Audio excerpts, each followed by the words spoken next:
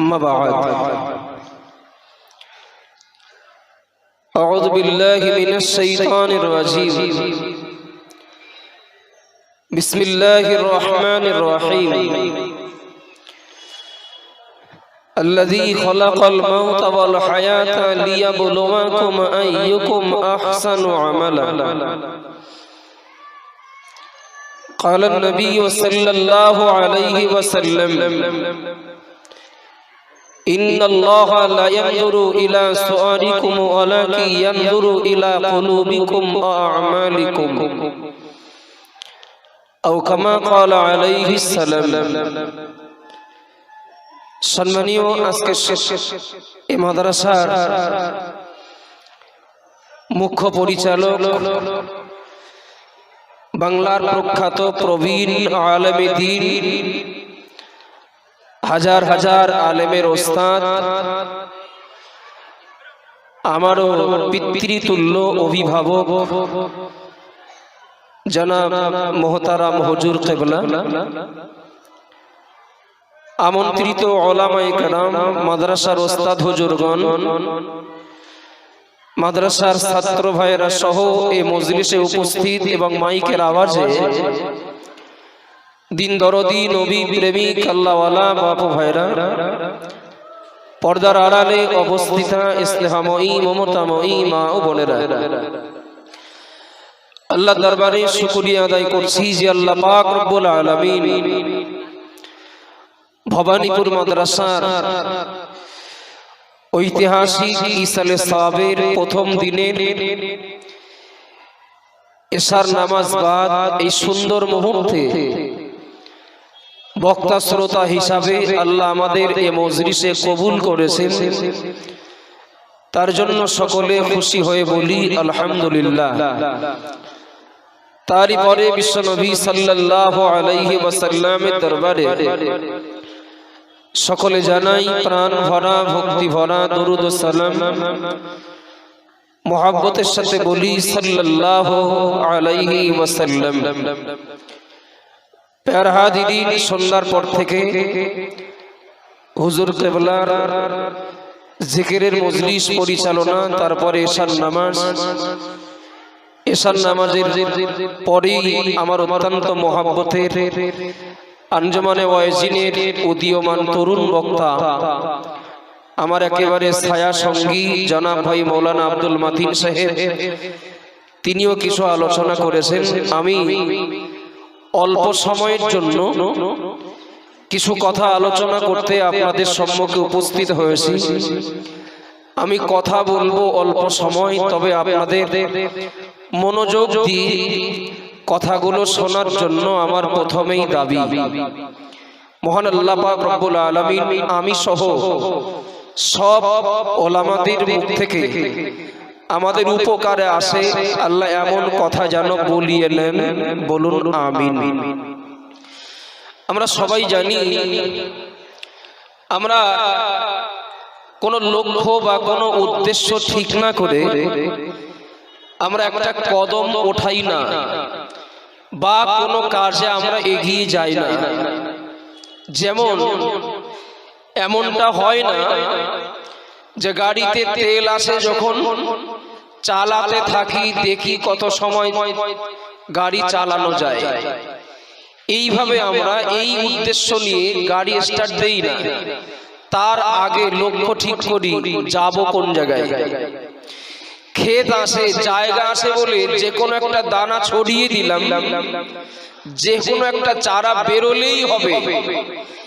আমরা কখনো এই মানসিকতা রাখি না, বরং দানা ছড়ানোর আগে বা চারা বসানোর আগে আমার কি লাগবে আগে আমি লক্ষ্য ঠিক করি। কথা বলেন বাপ ভাই, ঠিক না ভুল? এটা খুব স্বাভাবিক। আমরা লক্ষ্য বা গন্তব্য বা টার্গেট ঠিক না করে আমরা কোনো কিছুই করি না, কোনো কাজে যাই না, বাড়ি থেকে আমরা বার হই না। এখানে যারা মজলিসে বসে রয়েছি, আমরা বাড়ি থেকে আসার সময় এই নিয়াত করে বেরিয়েছি ভবানীপুর মাদ্রাসার ইসলামের সবে যাচ্ছি। এমনটা হয়নি কারণ হাঁটতে লাগি দেখি কোন দিক যাওয়া যায় না, বরং লক্ষ্য ঠিক করে তবেই আমরা বাড়ি থেকে বেরিয়েছি। মহান আল্লাহ পাক রব্বুল আলামিনের গুণগান করছিল জিন সম্প্রদায়, মহান আল্লাহর গুণগান করছিল আল্লাহর ফেরেশতা মণ্ডলীরা। ওই মহান আল্লাহর ঘোষণা, সাব্বাহা লিল্লাহি মা ফিস সামাওয়াতি ওয়াল আরদ, নবমণ্ডল ও ভূমণ্ডলে আল্লাহর যত সৃষ্টি আছে সব সৃষ্টি আল্লাহর তাসবিহ পড়ে। একটু বলেন না সুবহানাল্লাহ। ওই মালিকের ঘোষণা, আসমান ও জমিনে আল্লাহর যত সৃষ্টি আছে সব সৃষ্টি আল্লাহর তাসবিহ পড়ে। বিশ্ব নবীর একটি হাদিস থেকেও আমরা জানতে পারি, নবী বলেছেন, ইন্নী লা আরাফুল হাজারা ওয়াস শাজারা ওয়া হুম ইউসাল্লুনা আলাইয়া। নবী বলেছেন সেই সকল কাকর পাথর গাছপালাগুলোকে আমি নবী দেখলে চিনতে পারি যারা আমি নবী আমার প্রতি দরুদ পড়ে। একটু মহব্বত করে বলেন না সুবহানাল্লাহ। মহান আল্লাহর ঘোষণা অনুযায়ী সব সৃষ্টি আল্লাহর তাসবিহ পড়ে। বিশ্ব নবীর একটি হাদিস থেকে আমরা জানতে পারি গাছপালা কাকর পাথর সহ আল্লাহর অসংখ্য সৃষ্টি বিশ্ব নবীর প্রতি দরুদ পড়ে। এর পরেও মহান আল্লাহ পাক রব্বুল আলামিন ফেরেশতাদের সামনে মানুষ সৃষ্টি করার ইচ্ছা আল্লাহ কেন ব্যক্ত করলেন? নিশ্চয়ই আল্লাহর একটা উদ্দেশ্য তো থাকবে, বা থাকাটা তো স্বাভাবিক। কথা বলেন ঠিক না ভুল? উদ্দেশ্য থাকবেই, উদ্দেশ্য ছাড়া কোনো কিছু হয় না বা হতে পারে না। আমি অনেক কথা সংক্ষেপে বলছি। মহান আল্লাহ পাক রব্বুল আলামিন মানুষ সৃষ্টির উদ্দেশ্য কোরআনে যত জায়গায় যেভাবেই আল্লাহ প্রকাশ করেছেন তার ভিতরের একটি কথা আল্লাহ বললেন, আল্লাযী খলাকাল মাউতা ওয়াল হায়াতা লিয়াবলুয়াকুম আইয়ুকুম আহসানু আমালা। যার মর্ম হলো আল্লাহ বললেন আমি হায়াত মউত সৃষ্টি করেছি নেক আমল কে কতটা করতে পারে এই পরীক্ষাটা নেওয়ার জন্য, তথা সহজে বোঝার জন্য বলতে পারি আল্লাহ আমাদেরকে হায়াত দিয়ে দুনিয়াতে পাঠিয়েছেন। আল্লাহ আমাদেরকে একদিন মরণও দেবেন, মৃত্যুও দেবেন। এই হায়াত থেকে আর মৃত্যু পর্যন্ত মাঝখানে 40, 50, 60, 70, 80 বছর আমরা এই সময়ের ভিতরে কে কত ভালো কাজ করতে পারি, কে কত আল্লাহ খুশির কাজ করতে পারি, কে কত আমরা বেশি ইবাদত করতে পারি, এটা কি দেখার জন্যই আল্লাহ আমাদেরকে পৃথিবীতে পাঠিয়েছেন। কোরআনের কথা আল্লাহ বলেছেন, ওমা খলাকতুল জিন্না ওয়াল ইনসা ইল্লা লিয়াবুদুন। আমি আল্লাহ জিন এবং ইনসান সৃষ্টি করেছি আমি আল্লাহ আমার ইবাদত বান্দিগি করার জন্য। একটু বলেন না সুবহানাল্লাহ। বাবু আমরা নিশ্চিত জানি গাড়িটা কিনেছিলাম যানবাহন হিসাবে ব্যবহার করব, অফিসে যাব, দোকানে যাব, কি আমার প্রয়োজন মেটাতে আমি আমার গন্তব্যে যাব। ওই গাড়িটা যদি আমার আশা অনুরূপ ভালো সার্ভিস যদি না দেয় বা যদি ভালো না চলে, কম্পিউটারটা কিনেছিলাম কি ল্যাপটপটা কিনেছিলাম কি মোবাইলটা কিনেছিলাম, আমি একটা উদ্দেশ্য নিই, সেই উদ্দেশ্য অনুযায়ী যদি মোবাইলটা ভালো সার্ভিস দিচ্ছে না দেখি, কম্পিউটারটা ভালো চলছে না যদি দেখি, গাড়িটা ভালো চলছে না যদি দেখি, নিশ্চিত আমি অসন্তুষ্ট হব। কথা বলেন ঠিক বলছি না ভুল বলছি বাবু? এটা খুব স্বাভাবিক ব্যাপার, এটা খুব স্বাভাবিক ব্যাপার। মসজিদে ইমাম নিযুক্ত করেছি, একজন ভালো ভালো মনে করি, ভালো আশা করি যে এই ইমাম সাহেবকে নিযুক্ত করলে মহল্লার উন্নতি হবে, মুসল্লিদের উন্নতি হবে। কিন্তু সেই ইমামকে যে উদ্দেশ্যে আমি মসজিদে নিযুক্ত করেছিলাম ওই উদ্দেশ্য মতো কাজ যদি তার দ্বারা তার পক্ষ থেকে না পাই, মাদ্রাসায় একজন শিক্ষক নিয়োগ করেছি, সেই শিক্ষকের কাছে যা আশা করেছিলাম সেই আশা অনুযায়ী যদি কাজ শিক্ষকের দ্বারাই যদি না পাই তাহলে আমি অসন্তুষ্ট হব, আপনারা অসন্তুষ্ট হবেন। কথা বলেন ঠিক বলছি না ভুল বলছি? বাবু এগুলো আমরা খুব সহজে বুঝি, এগুলো আমরা খুব ভালো বুঝি।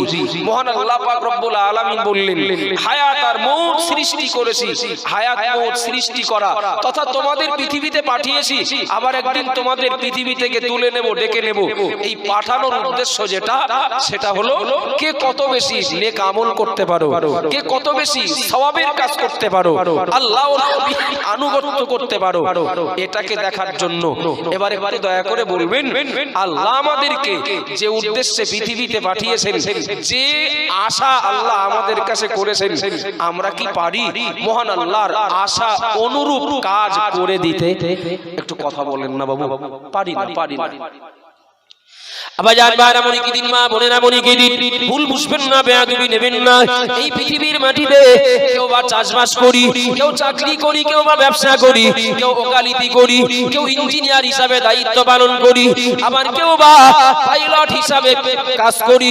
ও বাবাজিরা মায়েরা মনিকি দিন, আমরা যে যাই করি না কেন, মহান আল্লাহ নবী মুহাম্মদ রাসূলুল্লাহ সাল্লাল্লাহু আলাইহি ওয়াসাল্লাম ঘোষণা করলেন ইন্নাল্লাহা লা ইয়ানজুরু ইলা সুওয়ারিকুম ওয়ালাকিন ইয়ানজুরু ইলা কুলুবিকুম ওয়া আমালিকুম।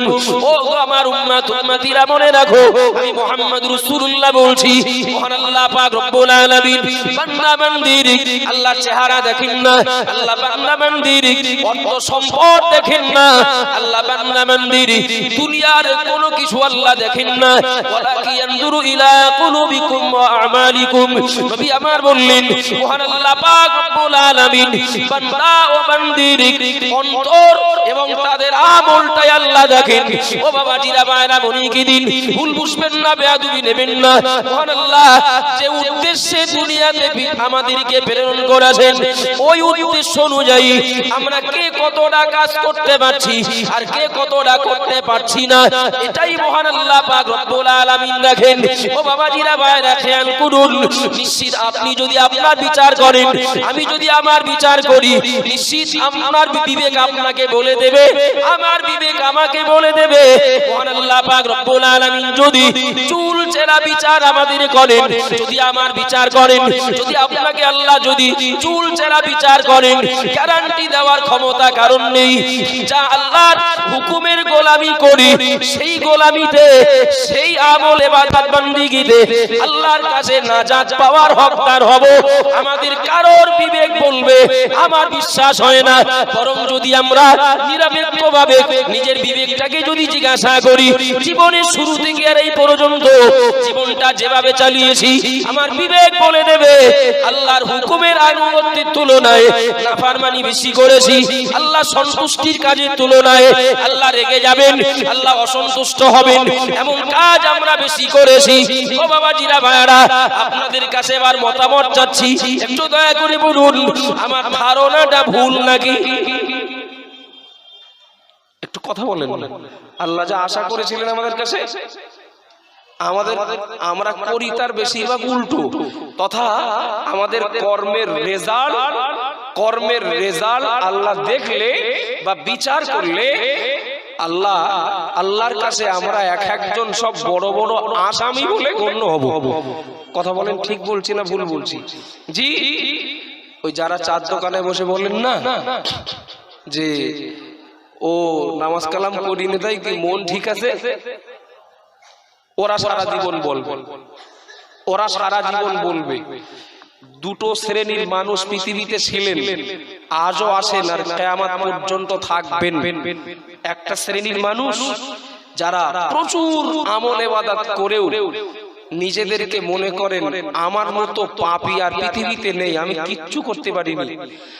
আর এক শ্রেণীর মানুষ সামান্য একটু ভালো কাজ করেই তারা মনে করেন বিরাট কিছু করেছি। শুধু 27 রোজাটা থেকে সেই লোকটা সিদ্ধান্ত দেবে রোজা 29টা হবে না 30টা হবে, তার সিদ্ধান্ত না নিলে মহল্লায় অশান্তি হবে।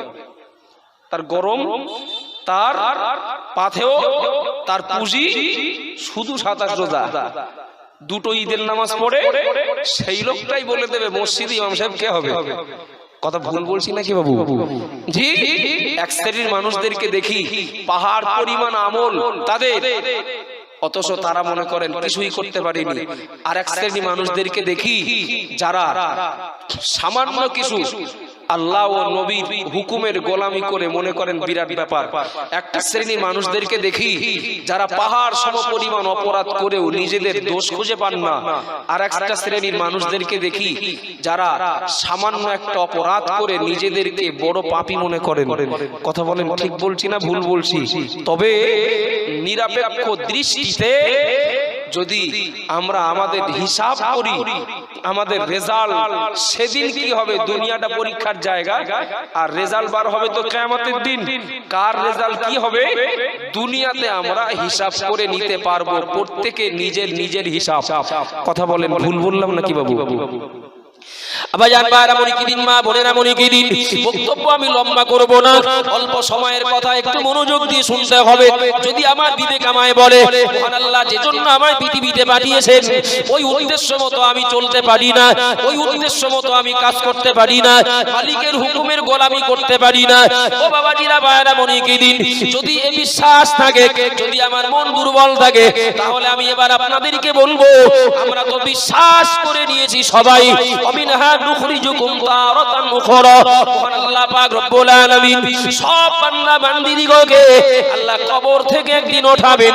ও বাবাজিরা ভাইরা, কাউকে কবরে দেওয়ার পরে 6 মাস 1 বছর পেরিয়ে গেলে ওই কবরে কাকে দেওয়া হয়েছিল, ওই কবরে কাকে দাফন করা হয়েছিল, ওই কবরবাসীর কোনো চিহ্ন বোঝা না গেলেও, কোনো আকার ইঙ্গিত বোঝা না গেলেও ঈমানদার মুসলমান হিসাবে আমরা তো বিশ্বাস করি মহান আল্লাহ পাক রব্বুল আলামিন কোরআনের ভিতর দিয়ে আল্লাহ আমাদেরকে জানিয়ে দিলেন ফামিনহা নুখরিজুকুম তারাতান উখরা। সব বান্দা বান্দীদেরকে মহান আল্লাহ কবর থেকে আবার একদিন ওঠাবেন। ও বাবাজিরা ভাইরা মনিকিদিন, শুধু ওঠাবেন তাই নয়, বিশ্বনবী মুহাম্মদুর রাসূলুল্লাহ সাল্লাল্লাহু আলাইহি ওয়াসাল্লাম বললেন কুল্লুকুম রাঈন ওয়া কুল্লুকুম মাসউলুন আন রাঈয়াতিহি। ও আমার উম্মত উম্মতিরা মনে রাখো, আমি মুহাম্মদুর রাসূলুল্লাহ বলছি, আল্লাহ শুধু কবর থেকে ওঠাবেন তাই নয়, সব বান্দা বান্দীদিগকে আল্লাহ প্রশ্ন করবেন, সব বান্দা বান্দীদিগকে আল্লাহ কাছে ডাকবেন, সব বান্দা বান্দীদের কাছে হিসাব নেওয়ার জন্য, কৈফিয়ত নেওয়ার জন্য, তাদের দায়িত্ব পালন করার জন্য, দায়িত্ব পালনের ব্যাপারে আল্লাহ হিসাব নেওয়ার জন্য সবাইকে মহান আল্লাহ কাছে ডাকবেন। ও বাবাজিরা ভাইরা মনিকিদিন, এবার আমি আপনাদেরকে জিজ্ঞাসা করি, যদি আমাদের বিশ্বাস হয় মরে যাব একদিন, কবর থেকে উঠবো আবার একদিন, অথচ দুনিয়াতে যে উদ্দেশ্যে মহান আল্লাহ আমাদেরকে পাঠিয়েছেন ওই উদ্দেশ্য মতো কাজ যদি পৃথিবীতে করতে না পারি, মহান আল্লাহর দেওয়া থিওরি অনুযায়ী যদি না চলতে পারি, একটু দয়া করে বলুন কিয়ামতের দিন যখন মহান আল্লাহ পাক রব্বুল আলামিনের সামনে যাব আমাদের একটু ভয় থাকবে কি থাকবে না? একটু কথা বলেন না। থাকবে তো থাকবে। কারণ যদি মনে হয় যে আমার প্রস্তুতি রেডি, আমার এই বক্তব্য তার জন্য না, আর কারোর যদি মনে হয় যে না সত্যি আল্লাহর হুকুম পালন না করে যদি আল্লাহর সামনে যায় তাহলে তো ভয় লাগবেই, ভয় তো থাকবেই, এটা স্বাভাবিক হিসাব। জি, নবী আদম আলাইহিস সালাম থেকে নিয়ে আর ঈসা রূহুল্লাহ পর্যন্ত নবী রাসূলেরা আল্লাহর সামনে কিয়ামতের দিন যেতে ভয় পাবেন। অনেক লম্বা কথা, আমি জাস্ট আমাদের বিবেকটাকে একটু বোঝানোর জন্য বলছি।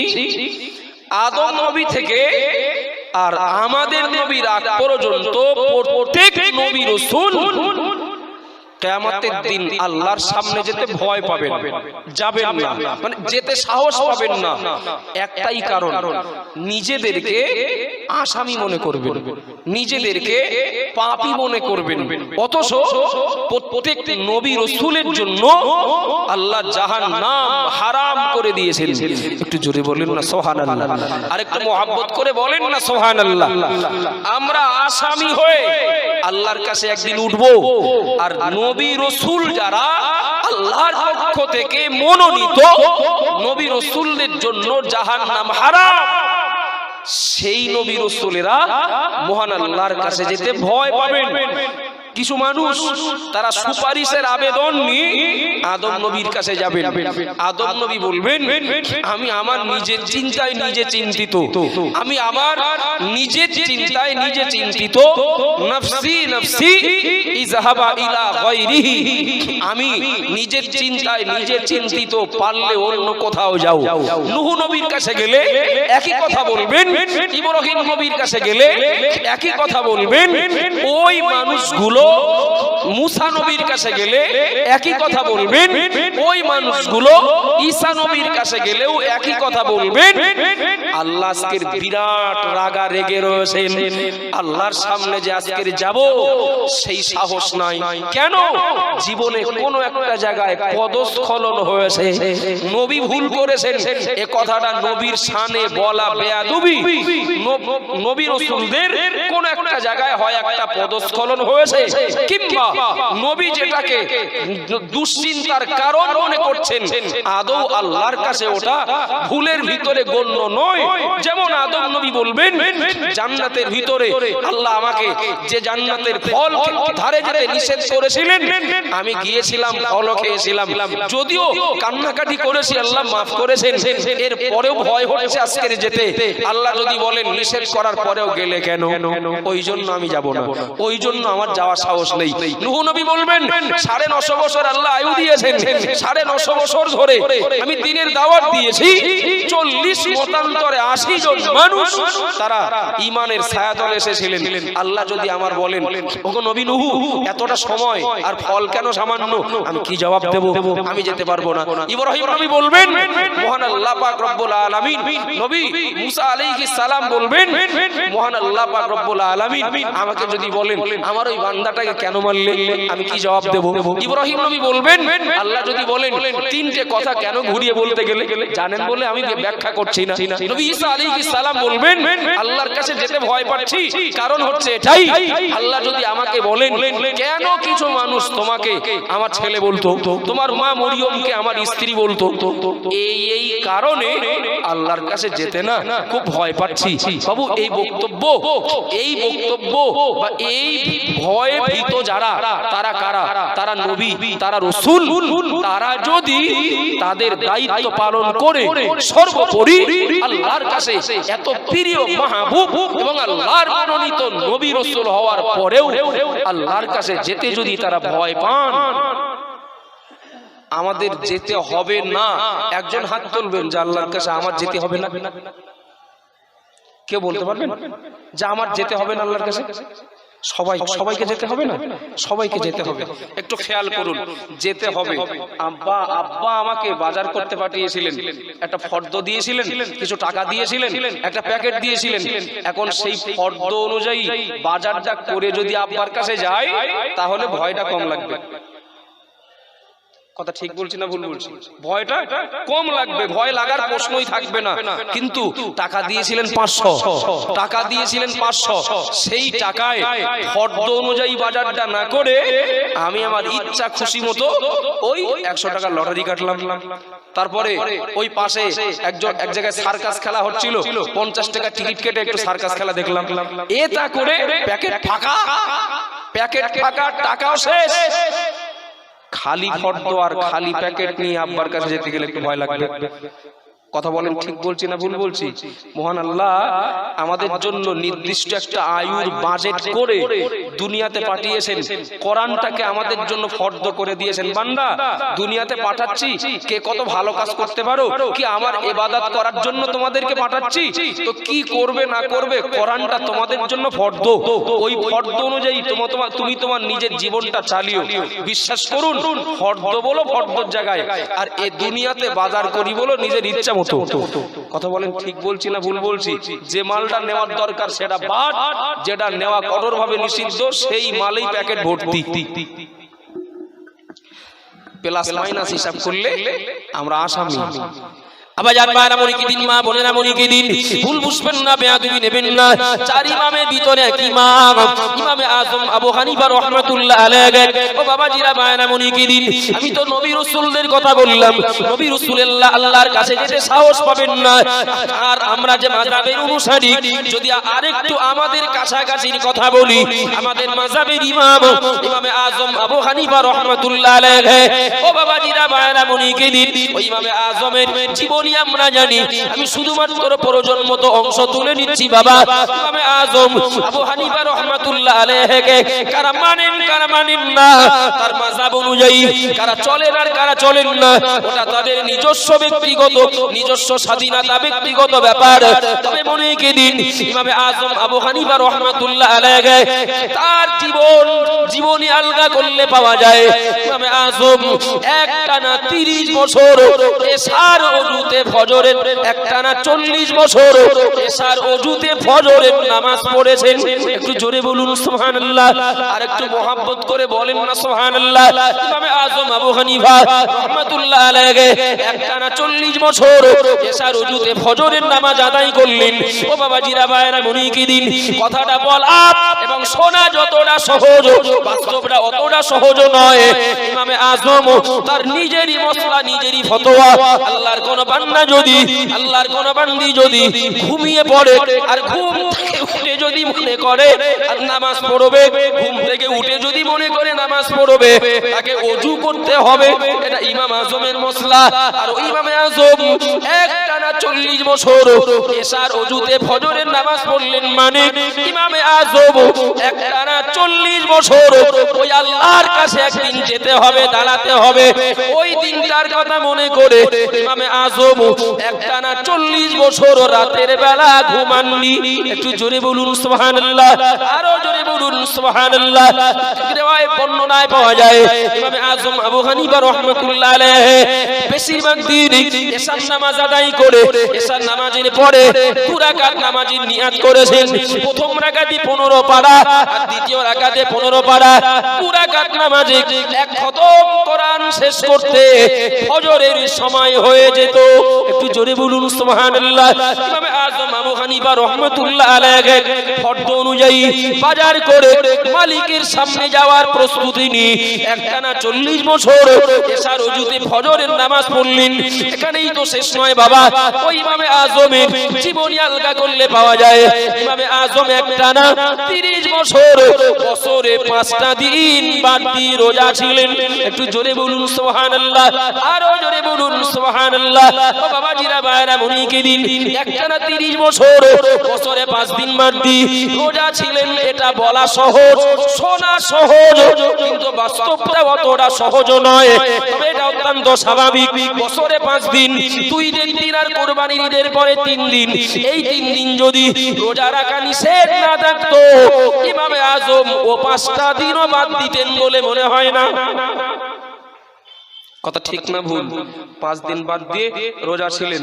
কিসের প্রস্তুতি? মালিকের সামনে একদিন যাবেন, তাই ফরজ অনুযায়ী বাজারটা করে নিয়ে যেতে পারলে যে সহানুভূতি পাওয়ার আশা করা যায়। আর ফরজ অনুযায়ী বাজার না থাকলে যিনি বাজারে পাঠিয়েছিলেন তার কাছে ফিরে গেলে একটু ভয় ভয় করবে। কথা বলেন, ঠিক বলছি না ভুল বলছি বাবু? ইমাম আজম 30 বছর, তিনি বছরে 5 দিন বাদ দিয়ে রোজা রাখলেন। চলুন, ওই ইমামে আজম একটানা 55 বার হজ করলেন। সুবহানাল্লাহ বলেন একটু, আর একটু মোহাব্বত করে বলেন না সুবহানাল্লাহ। একটানা 55 বার হজ করলেন। শুধু তাই না, শুধু তাই না, আমাদের ভিতরে কত মানুষকে পাওয়া যাবে যারা আমল ইবাদতে এগিয়ে আবার পাপ কাজেও এগিয়ে আছে না নেই? কথা বলেন, আমল ইবাদতেও এগিয়ে, পাপ কাজেও এগিয়ে। হজ করে এসেছেন, অথচ বোনের ফারাজ ফাঁকি দিয়েছেন। হজ করে এসেছেন, ভাই বোনের হক নষ্ট করেছেন। জি, 5 ওয়াক্ত নামাজ পড়েন, অথচ যাকাত ফাঁকি দেন। আমল ইবাদতেও এগিয়ে, আবার আল্লাহর নিষেধের সাথে, আল্লাহ যা নিষেধ করেছেন এমন বিষয়ের সাথেও জড়িয়ে। ইমামে আজম শুধু আমল ইবাদতে এগিয়ে, পাশাপাশি আল্লাহ যা নিষেধ করেছেন সেই নিষেধের সাথে কতটা জড়িয়েছিলেন তার একটা ছোট্ট নমুনা। ইমামে আজম একটি জানাজা পড়তে গেলেন, জানাজায় যে দেখলেন যে জানাজা শুরু হতে আর কিছু সময় বাকি, তো প্রখর রৌদ্র, ভক্ত যারা ইমাম আজমের অনুসারী অনুগামী যারা, তারা সব যে যার মতো ছায়া জায়গায় চলে যাচ্ছেন, কেউ চালের তলায়, কেউ গাছের তলায়, কেউ ছাদের তলায়। কিন্তু ইমামে আজম প্রখর রৌদ্রে খোলা আকাশের নিচে দাঁড়িয়ে রয়েছেন। একজন ভক্ত ডাকলেন, হুজুর আপনি এই গাছতলাটায় আসুন, এখনো জানাজা শুরু হতে দেরি, আপনার সুবিধা হবে, তথা রৌদ্রের তাপ আপনার গায়ে লাগবে না, আপনি স্বস্তি পাবেন। আরে ইমামে আজম বললেন, বাবা যে গাছতলায় আমাকে ছায়ার নিচে দাঁড়ানোর জন্য ডাকছো, ওই গাছটার মালিক যে, ওই জমিটা যার, ওই গাছটা যার, আমি তার কাছে কিছু টাকা পাই, যতটা টাকা পাই আমি সেই টাকাই ওর কাছ থেকে নিয়ে নেব, আর তার লাগানো গাছের তলায় যদি ছায়া ভোগ করি বাবা, ওটা সুদ হয়ে যেতে পারে। আচ্ছা, এই মানুষটার দ্বারাই কোনো বড় ধরনের পাপ হতে পারে, বিশ্বাস করা যায়? একটু কথা বলেন না বাপ। আবাজান ভাইরা মনে কি দিন, মা বোনেরা মনে কি দিন, না না না, এই কথা আপনারা আজকের প্রথম শুনছেন না। আমার বিষয়টা সম্পন্ন করার জন্য, আমার বিষয়টা বোঝানোর জন্য বলছি। ইমামে আজম আবু হানিফা রাহমাতুল্লাহ আলাইহি একদিকে দেখলাম একটানা 40 বছর তিনি এশার ওযুতে ফজরের নামাজ পড়লেন, একটানা 30 বছর বছরে 5 দিন বাদ দিয়ে রোজা রাখলেন, একটানা 55 বার হজ করলেন। সর্বোপরি মহান আল্লাহ পাক রব্বুল আলামিনের ভয় ইমাম আজমের অন্তরে এতটাই ছিল। ও বাবাজিরা ভাইরা মনিকে দিন, ইমামে আজম আবু হানিফা রাহমাতুল্লাহ আলাইহি যে মানুষটার কাছে টাকা পাবেন, ওই মানুষটার লাগানো গাছের তলায় ছায়া ভোগ করলেন না, ওটা সুদ হয়ে যেতে পারে, এই আশঙ্কায়, এই ভয় করে এবারে কত দয়া করে বলুন, ইমামে আজম আবু হানিফা রাহমাতুল্লাহ আলাইহি আমাদের থেকে মহান আল্লাহ পাক রব্বুল আলামিনের হুকুম পালনে অনেক অনেক অনেক এগিয়ে কিনা? একটু কথা বলেন না বাপ। আমাদের থেকে অনেক অনেক অনেক এগিয়ে। ও বাবাজিরা ভাইরা মনেকে দিন, এই ইউটিউবের যুগে, এই ফেসবুকের যুগে আমরা যত নিত্য নতুন বক্তাকে দেখি না কেন, কারোর ভিজিট 40,000, কারোর ভিজিট 20,000, আবার কারোর ভিজিট 1 লাখ টাকা, কারো 1.5 লাখ, আবার কারো বা 2 লাখ, কেউ বা হেলিকপ্টারে চড়ে জলসা করতে যান, কেউ প্লেনে করে জলসা করতে যান। কিন্তু মনেকে দিন বাবা, দুনিয়ার ডিগ্রি যতই হোক না কেন, আর তার ভিজিট যতই হোক না কেন, ও বাবাজিরা ভাইরা মনিকে দিন, ইমাম আজম আবু হানিফা রাহমাতুল্লাহ আলাইহির পর থেকে তার সমতুল্য জ্ঞান এবং আমলে কেউ এই পৃথিবীতে এসেছিলেন আমি নেই বলবো না, তবে মনে হয় খুঁজে বার করা যাবে না যে এই লোকটা ইমাম আজমের মতো, কি ইমাম আজমের থেকে লোকটা বেশি জ্ঞানী পাওয়া যাবে বলে মনে হচ্ছে? কথা বলেন না। জ্ঞানে, আমলে, তাকওয়ায়, পরেজগারিতায়, খোদাভীতিতে, আধ্যাত্মিকতার দিক থেকে ইমাম আজমের পর থেকে তার সমতুল্য ব্যক্তি কেউ নেই বললে এটা ভুল বলা হবে, তবে আমাদের জানা নাই আসে কিনা। কথা বলেন, ঠিক বললাম না ভুল বললাম? চলো সেই ইমাম আজমের মানসিকতাটা কি অবাক, সেই ইমাম আজম আবু হানিফা রাহমাতুল্লাহ আলাইহির মানসিকতাটা কি জানেন আপনারা সবাই? আমি বললেই মনে পড়বে। ইমাম আজমের কাছে একজন একটা শাড়ি পাল্টানোর জন্য এসেছিলেন, মনে করে দেখুন, একটা শাড়ি পাল্টানোর জন্য এসেছিলেন। হুজুর আপনার দোকান থেকে শাড়িটা কিনে নিয়ে গিয়েছিলাম, শাড়িটা পাল্টে দেন। ইমাম আজম আবু হানিফা রাহমাতুল্লাহ আলাইহি তিনি কথাটা শুনেই কাঁদতে লাগলেন। ওই শাড়িটা সামান্য একটু ছেঁড়া ছিল, নাল পড়ছিল। হুজুর কাঁদতে লাগলেন, কারণ হলো যে এই বড় শাড়ি 11 কি 12 হাত লম্বা, যদি সামান্য এক জায়গায় ছেঁড়া থাকার জন্য, কি ত্রুটি থাকার জন্য, নাল থাকার জন্য এই শাড়িটা যদি না চলে, আমি আল্লাহর বান্দা, আল্লাহর হুকুমের গোলামি করতে আমাকে পৃথিবীতে পাঠিয়েছেন। ওই আল্লাহর হুকুমের গোলামি করতে গিয়ে আমি নামাজ পড়ি, আমি রোজা রাখি, আমি কোরআন পড়ি, আমি তাসবিহ পড়ি, আমি আমল ইবাদত করি, কিন্তু যা করি এর ভিতরে যে ভুল ত্রুটি নেই ও কথা তো বলা যাবে না।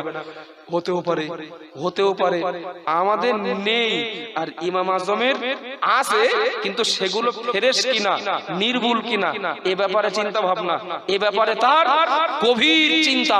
আমল ইবাদত যা করি সেগুলো আল্লাহর দরবারে কবুলিয়াতের মর্যাদা পাবে কিনা, সেগুলো ত্রুটিযুক্ত হবে কিনা। আজ আমার দোকান থেকে কেউ একটা শাড়ি কিনে নিয়ে যাচ্ছে, ত্রুটি বার হওয়ার জন্য পাল্টে নিতে আসছে, কিয়ামতের দিন যদি আল্লাহ আমার আমলগুলো সব দেখে যদি বলেন, ওগো নোমান বিন সাবিত, তোমার নামাজে, তোমার রোজায়, তোমার আমলে অনেক ত্রুটি আছে, এই ত্রুটি যুক্ত আমল চলবে না, এগুলো সব পাল্টে নিয়ে এসো। আজ না হয় শাড়িটা পাল্টে দিলাম, কিয়ামতের দিন যদি আল্লাহ আমাকে বলেন যাও আমল পাল্টে নিয়ে এসো, সেদিন আমি কোথায় যাব? অথচ ইমাম আজম কতটা আল্লাহর হুকুমের বিরোধী কাজ করতে পারেন তার ছোট্ট একটা নমুনা।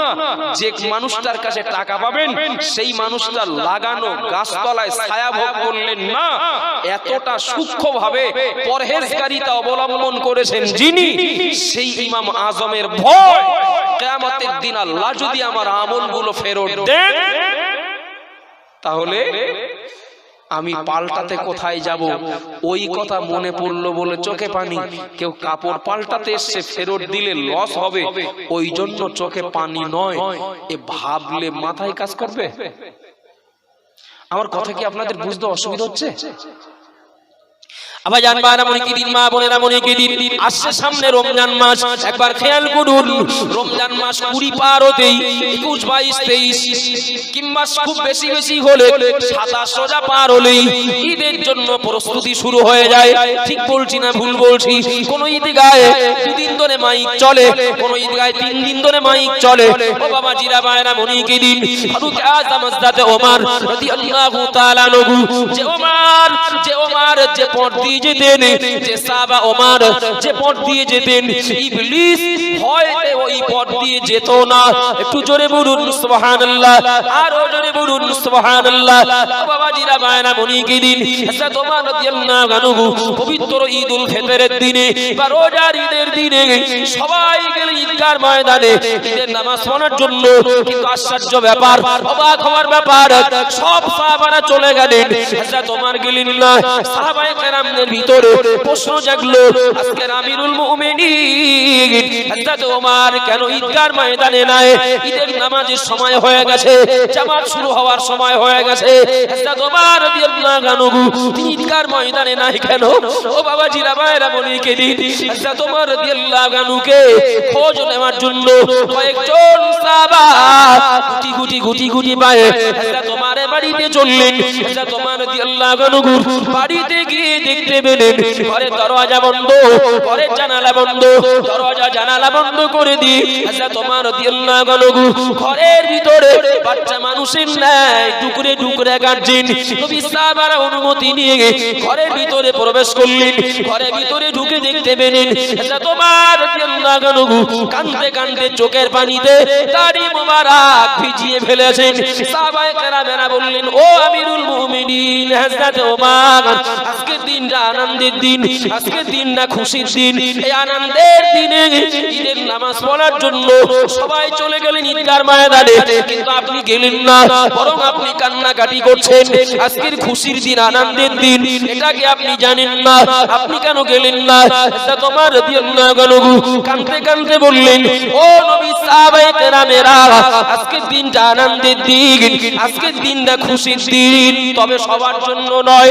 আজকের দিনটা আনন্দের তো তার জন্য মহান আল্লাহ পাক রব্বুল আলামিন যার 1 মাসের রোজা, সেহরি, ইফতার, তারাবি, দান, সাদকা আল্লাহ যারে কবুল করেছেন।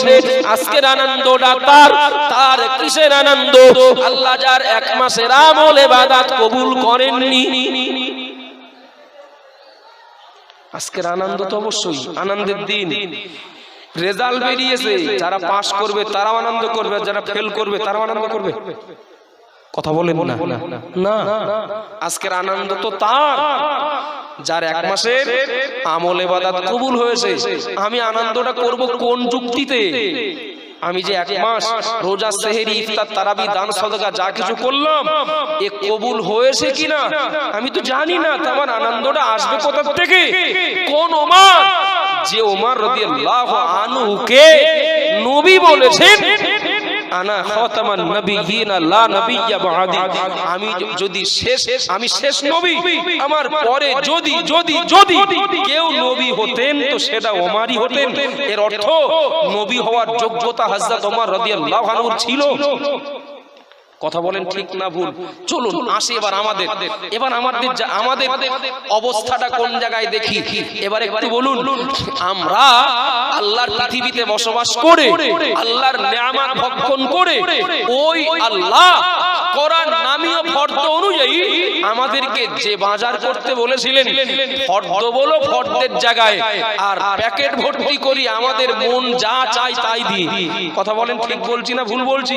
আমাদের প্রত্যেকেরই প্রায় অবস্থা একই রকম। এখন আমাদেরও একদিন আল্লাহর কাছে যেতে হবে। কথা বলেন ঠিক বলছি না ভুল বলছি? আমাদেরও একদিন আল্লাহর কাছে যেতে হবে। চলুন আমি অত্যন্ত বাস্তব এবং একটা সাধারণ কথা বলছি। আমার বাড়ি আপনারা জানেন অনেকে, এরপরেও বলছি নিখোঁজ। আমার গ্রামের নাম নির্মাণ, হাকিমপুর বর্ডার রোড, তাই অনেকে হাকিমপুর বর্ডার বলে। তার মানে বসিরহাট থেকে কম বেশি 30 কিলোমিটার রাস্তা। আমার যেটা থানা ওটা স্বরূপনগর থানা। আমি এখান থেকে বাড়ি যাব, আল্লাহর কসম আমি সময় নষ্ট করার জন্য বলছি না। এত সময় ধরে যা বলেছি, পাত্রে যা দিয়েছি, এবার ওই সিভি লাগাতে হবে। এত সময় ধরে যা বললাম, এবার মূল কথা আমাদের কথাটা বলছি। আগের কথার সাথে এই কথাটা না শুনলে খাপছাড়া হয়ে যাবে। এখন আমার বাড়ি স্বরূপনগর থানা। আমি বাড়ি গেলাম, বাড়ি যেই শুনছি যে থানা থেকে আমার কাছে একটা চিঠি এসেছে, সেই চিঠিটা দিয়ে গেছে একজন পিয়ন, আর সেই চিঠিটায় লেখা রয়েছে যে আগামী কাল 10টার ভিতরে তোমাকে থানায় যেতে হবে। কে যেতে বলেছে? না থানার বড় বাবু যিনি, তিনি যেতে বলেছেন যে আগামীকাল সকাল 10টার ভিতরে বাই হুইপ আমাকে হাজির দিতেই হবে, আমাকে হাজির দিতেই হবে। আচ্ছা একটু বলবেন, আমার যত কাজ থাক জি, এই বাড়ি যে যখন ওই চিঠিটা হাতে পাবো, আগামীকাল সকাল 10টায় স্বরূপনগর থানা ওসির কাছে যে আমার হাজির দিতে হবে, কিছু বোঝা পড়ার ব্যাপার স্যাপার আছে। আমার রাত্রি ঘুম হবে বলে মনে হচ্ছে? একটু কথা বলবেন না? রাত্রে ঘুম হবে না, ঘুম হারাম হয়ে যাবে, ঘুম হারাম হবে।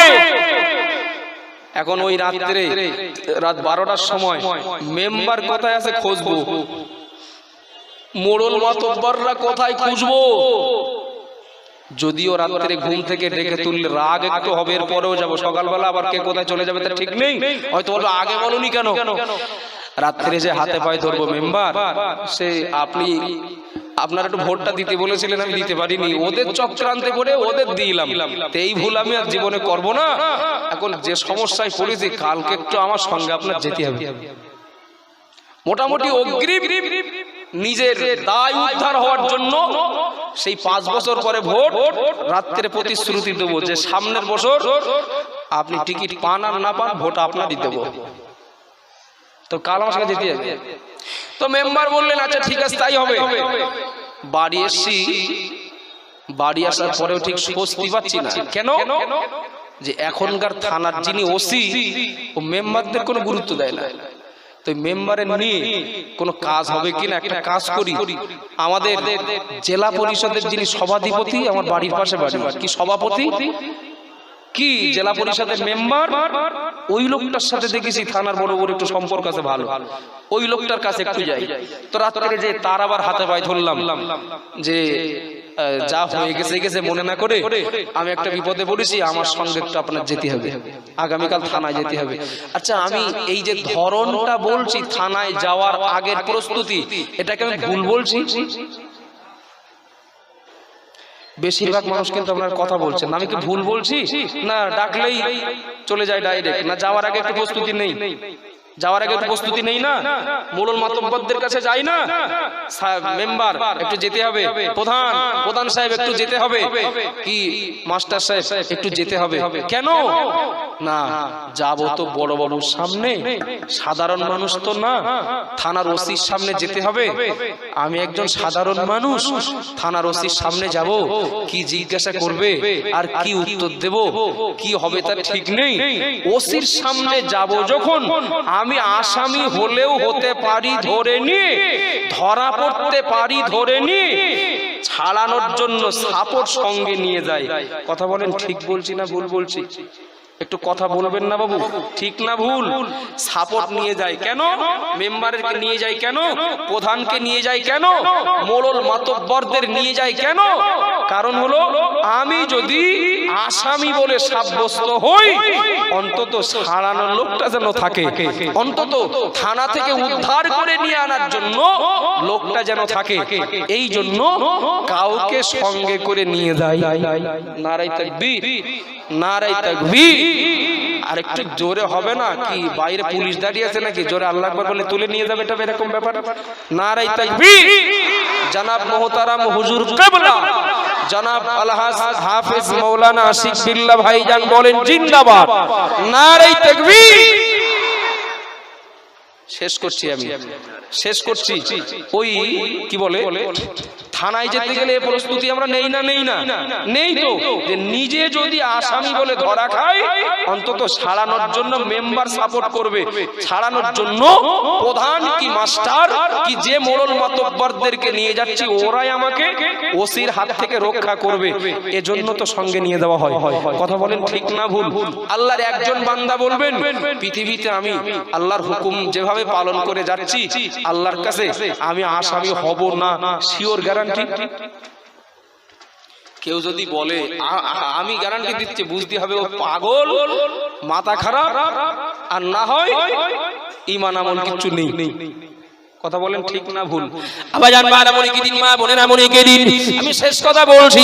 থানায় যাওয়ার আগে যদি আমাকে প্রস্তুতি নিতে হয়, থানার ওসির সামনে যাব আমি যদি আসামি বলে গণ্য হই, কিংবা হতেও পারি ধরে নিয়ে, ছাড়ানোর জন্য সাপোর্ট নিয়ে যদি আমার থানায় ঢুকতে হয়, ও বাবাজিরা ভাইরা মনে কে দিন, নবী রাসূলদের মন মানসিকতা যেমন ছিল, সাহাবায়ে কেরামদের মন মানসিকতা যেমন ছিল, পিরানি তরিকাত বুজুর্গানে দিন, আল্লাহর প্রিয় মাহবুব বান্দা বান্দি, তাদের মন মানসিকতা যেমন ছিল, তার উপরেই ভিত্তি করে বলতে পারি, কাল কিয়ামতের দিন মহান আল্লাহ পাক রব্বুল আলামিনের কাছে আমরা আমাদের যোগ্যতায় কেউ ছাড় পাবো এই বিশ্বাস অন্তত আমার হয় না। ধরা পড়ার ভয় বেশি, ধরা পড়ার ভয় বেশি, আসামি বলে সাব্যস্ত হওয়ার ভয় বেশি। ও বাবাজিরা মায়েরা বনি কি দিন, থানার ওসি সৃষ্টি, আল্লাহ হলেন স্রষ্টা, থানার ওসির সামনে যাব, ধরা পড়ার ভয় থাকলে যদি সাপোর্ট নিয়ে ঢুকতে হয়, স্রষ্টার সামনে যাব একদিন, ধরা পড়ার ভয় যদি আমার থাকে, ছাড়াবে ছাড়াতে পারবে এমন সাপোর্ট আমাকে সঙ্গে নিয়ে কবরে যেতে হবে। ভুল বললাম নাকি? এমন সাপোর্ট আমার সঙ্গে নিয়ে কবরে যেতে হবে। বাবু নিশ্চিত জানি এই রেহেল কাঠ 50 টাকা কি 100 টাকা দাম। রেহেল কাঠটা যখন ভেঙে যায়, দেখবেন খাট, আলমারি, ড্রেসিং টেবিল, মিটকেস, শোকেস সব চলা করে চুলোই দেওয়া হয়, আগুনে দেওয়া হয়, কিন্তু রেহেল কাঠটার বলো আগুনে দেওয়া হয় না। কথা বলেন, ঠিক না ভুল? ড্রেনে ফেলা হয় না, নোংরা জায়গায় দেওয়া হয় না। জি, কোরআন শরীফ ঢেকে রাখা হয় যে কাপড়টা দিয়ে, ওই কাপড়টার নাম জুজদান, কিংবা যিনি যেভাবেই চেনেন, কাপড়টা যত নরমাল কাপড়ের হোক, ওই কাপড়টা 2000-3000 টাকার তাঁতের শাড়ি ছিঁড়ে গেলে বাচ্চার 5-7 তলার কাতা করা হবে, কিন্তু জুজদান বা কোরআন ঢাকা ওই কাপড়টাকে নিয়ে কেউ কোনোদিন বেইজ্জতি করে না। কথা বলেন, ঠিক বলছি না ভুল বলছি? 50 টাকা দাম হতে পারে ওই কাঠটার, 50 টাকা দাম হতে পারে ওই কাপড়টার, কিন্তু কোরআনের সাথে সংস্পর্শে থাকার জন্য কোরআনের ছোঁয়া লাগার জন্য আমরাই তাকে বেইজ্জতির হাত থেকে রক্ষা করি, বরং ছিঁড়ে যাওয়ার পরেও, ব্যবহারের অনুপযোগী হওয়ার পরেও সম্মানের জায়গায় রাখার চেষ্টা করি। বিশ্বাস করুন, যেভাবে আমরা জীবন যাপন করছি, আদেশ পালন করতে পারি না, এদিক থেকে আমরা আসামি, আবার নিষেধগুলো ছাড়তে পারি না, এ বিচারেও আমরা আসামি। বেশিরভাগ মানুষ আমরা দুমুখ আসামি। কিয়ামতের দিন মহান আল্লাহর কাছে আমরা আসামি বলে ধরা খাবো। জাহান্নাম নামী ওই চুলোর কাঠ হব এর সম্ভাবনা বেশি। যদি 50 টাকার রেহেল কাঠ কিংবা 50 টাকার জুজদান যদি কোরআনের সঙ্গে সংস্পর্শ রাখার জন্য যদি আমাদের দুনিয়ার চুলোর আগুনের হাত থেকে যদি বেঁচে যাই, দুনিয়াতে পাপী হয়ে আল্লাহর কাছে যদি আমরা যাই, যদি সম্পর্ক রেখে যাই ওই কোরআন এবং বিশ্ব নবীর হাদিস যেখানে পড়ানো হয়, সেই কোরআন হাদিস শিক্ষা দেওয়া হয় যে মাদ্রাসায়, যেখানে আল্লাহর ইবাদত করা হয় যে মসজিদে, মসজিদ মাদ্রাসার সঙ্গে সম্পর্ক রেখে যদি দুনিয়া থেকে বিদায় নেই, আশা করা যায় কঠিন আযাব থেকে আমাদেরকে মানে জামিন দেওয়ার জন্য বা রক্ষা পাওয়ার জন্য এই দ্বীনের খেদমতটাই আল্লাহর কাছে ওসিলা হয়ে যাবে। একটু বলেন না সুবহানাল্লাহ, আর একটু মহব্বতে বলেন না সুবহানাল্লাহ। মহান আল্লাহ পাক আমাদের সবাইকে সুবুঝ দেন। আমি অল্প সময় আপনাদের কাছে কিছু কথা আলোচনা করেছি, জানি না কেউ কষ্ট পেলেন কিনা। মূল কথা হলো আমার এটাই, মূল কথা হলো আমার এটাই, আল্লাহর ইবাদত করতে পৃথিবীতে পাঠিয়েছেন, কে কতটা করি ভালো জানি, কে কতটা করি ভালো জানি। বিচারান্তে শেষ বেশ প্লাস মাইনাস হিসাব করে দেখবো আমরা আসামি। জি, যদি আসামি বলেই গণ্য হই, তাহলে কিছু ডাল আমাদের ধরে রাখতে হবে। অন্তত নিজে যদি নিজের দুর্বলতার জন্য, অপরাধের জন্য যদি ধরা খায়, ছাড়ানোর জন্য একটা মেম্বার যেন সেদিন পায়। মেম্বার মানে পঞ্চায়েতের মেম্বার না, বলো, ছাড়ানোর জন্য একটা ওসিলা যেন পায়। মসজিদ মাদ্রাসা দ্বীনি প্রতিষ্ঠানগুলো আমাদের জন্য আল্লাহ ওসিলা বানিয়ে দেন নাজাতের জন্য। বলুন আল্লাহুম্মা আমিন। একটু মহব্বতে বলবেন না আল্লাহুম্মা আমিন। ওয়া মা আলাইনা ইল্লাল বালাগ। মূল বক্তব্য শেষ। বালতি মাদ্রাসার কথা আপনারা শুনেছেন। বালতি মাদ্রাসার ইসালে সাহেবের ডেট আজকের ফাইনাল হলো।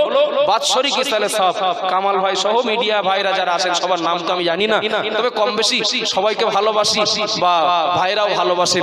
বালতি মাদ্রাসার ইসালে সাওয়াব আগামী মানে বাৎসরিক স্থায়ী ডেট আর পরিবর্তন হবে না। 19 এবং 20 মানে অগ্রহায়ণ মাসের 19 এবং 20 আল্লাহ চাইলে চলতে থাকবে, একান্ত প্রয়োজন ছাড়া, অসুবিধা ছাড়া পরিবর্তন হবে না। পাশাপাশি আমি ইসালে সাহেব এখন 1 বছর বাকি, ইসালে সাহেবে যাওয়ার উদ্দেশ্যে বলিনি, একেবারে সীমান্তবর্তী এলাকায় মাদ্রাসা, একটু দোয়া দেবেন আল্লাহ যেন সুস্থ হবে চালাতে দেন। বলুন আমিন। বসিরহাট নদীর ওপারে একেবারে সেই তরুণীপুরে মা আমিনা মাদ্রাসাতুল বানাতের ভিত্তি স্থাপন হয়েছে গত কয়েকদিন আগে। জি, আল্লাহ চাইলে মেয়েদের একটা শিক্ষা প্রতিষ্ঠান সেখানেও গড়ে উঠবে। অন্ততপক্ষে দোয়ায় মাদ্রাসাগুলোর নাম শামিল রাখবেন। ওমা আলাইনা ইল্লাল বালাগ। আমার বড় ভাই হাফেজ মাওলানা আশিকুল্লাহ সাহেবকে বসিয়ে রেখে বা হুজুরকেও বসিয়ে রেখে, স্টেজে আলেমদের বসিয়ে রেখে কিছু কথা বলার জন্য ক্ষমা চাচ্ছি। দরুদ শরীফ পড়ুন। আল্লাহুম্মা সাল্লি আলা